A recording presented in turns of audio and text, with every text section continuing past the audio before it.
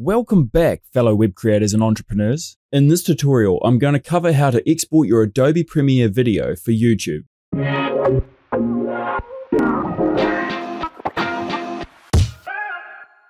To kick things off, I've opened up a short project that's all ready to export. Let's go up to File, Export, and then click on Media. Or for Windows users, simply hit Ctrl-M on your keyboard, Command-M on Mac.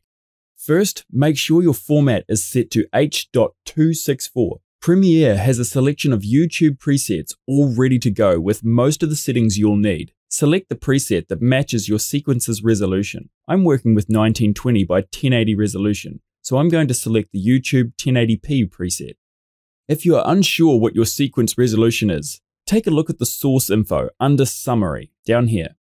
Under the Video tab, leave the basic video settings as default with the exception of turning on Render at Maximum Depth. The default encoding settings are also adequate for most YouTube content. So long as Profile is set to high and Level is set to 4.2, it'll be fine. Skip down to the bitrate settings and change the bitrate encoding to VBR 2pass. Then increase the target bitrate and maximum bitrate to 32. This will help make sure that YouTube doesn't compress your video too much. Now, check Use Maximum Render Quality, and that about does it for choosing your optimal YouTube export settings. I recommend saving these settings as a personal preset by clicking the first button next to Preset and giving it a name.